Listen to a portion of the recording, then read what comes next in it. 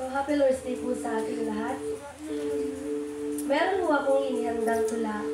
Nadalangin ko po na sa bawat isa ay maging biyaya. Ako nga po pala si Sis May, isa o bilang sa mga makatang nagpapagamit sa Kanya at kayang ipagmalaki sa buhay na ang Diyos ay palaging una. Amen. Ang tula pong ito ay pinamagatan ko pong mabuting katiwala. Bago ko ipagpatuloy ang tulang ito, meron lang sana akong nais itanong sa inyo. Tanong na, sa paglilingkod, kamusta ang ministeryo na ipinagkaloob ng Ama? Isa ka pa rin ba sa mabuting katiwala? O baka naman kapatid, unti-unti na tayong nawawala. Halina't sama-samang tunghayan ang nais ipaalala ng Panginoon sa tulang ito, na kapatid, hindi basihan kung ilang beses kang nasumpungang luhaan. Hindi rin nasusukat kung ilang beses kang bumagsak. Dahil kapatid, tinitignan ng Diyos ang mabuting katiwala sa tamang puso at hindi sa mali o sa tama mong nagagawa. Huwag mong iisipin dahil nagkamali ka, hindi ka nakarapat-dapat. At hindi porket bumagsak ka, pakiramdam na mawawalan ka ng lahat. Kasi kapatid, sa harapan at sa mata ng Diyos, asahan mong ikaw ay sapat at karapat-dapat. At higit sa lahat, ang Diyos sa buhay mo ay mananatiling tapat. Sa paglilingkod, ranas ang pagod. Sa paghayo, ramdam ang init. Sa panalangin pa nga kadalasan sa maling puso hindi dinidingin. At isa pa, sa pagiging katiwala, makakaranas ka ng iba't ibang hamon kung saan nanaisin ang kaaway na ikaw ay lumayo sa Panginoon.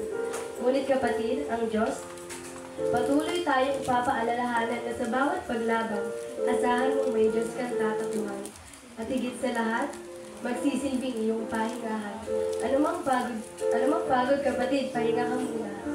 Pero hindi ibig sabihin nun mawala ka. Dahil ang nais ng Ama, magpahinga ka doon sa nagsakripisyo ng buhay para sa iyo.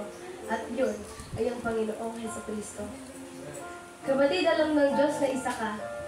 Oo, ikaw, sa napili ng Panginoon para maging mabuting katiwala.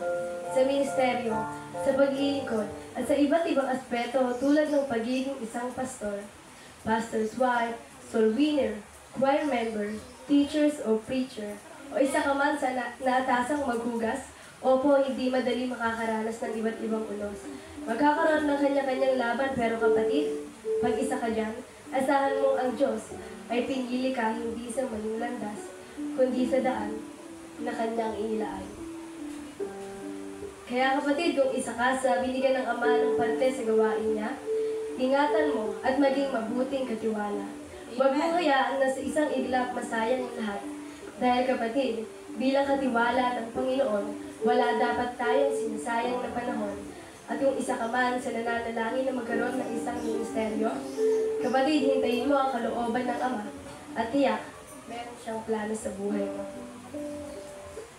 Tulad po ni Jose na naging mabuting katiwala bilang gobernador sa Ehipto, at iyan ay makikita sa Genesis 41:37-57. Maging si Daniel, naging mabuting katiwala sa hari ng Babylonia, at iyan ay makikita sa Daniel chapter 6, verse 1-28. Kung saan kapatid, hindi basihan ng pagkabagsak para hindi maging isang mabuting katiwala. Amen. Kaya para po sa lahat ng nandirito, manalangin po tayo ng tulad ni Nehemiah, sumunod, gaya ni Daniel, mamuno tulad ni Moses, magtayo ng gaya ni Noah, lumaban tulad ni David, maglingkod, gaya ni Martha, at higit sa lahat, magtiwala at maniwala sa Diyos ng buong puso. Amen.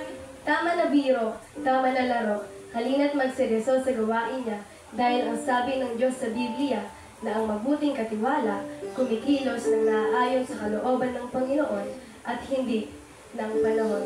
On 1 Peter 4:10, as every man hath received the gift, even so minister the same one to another as good steward of manifold grace of God. Amen.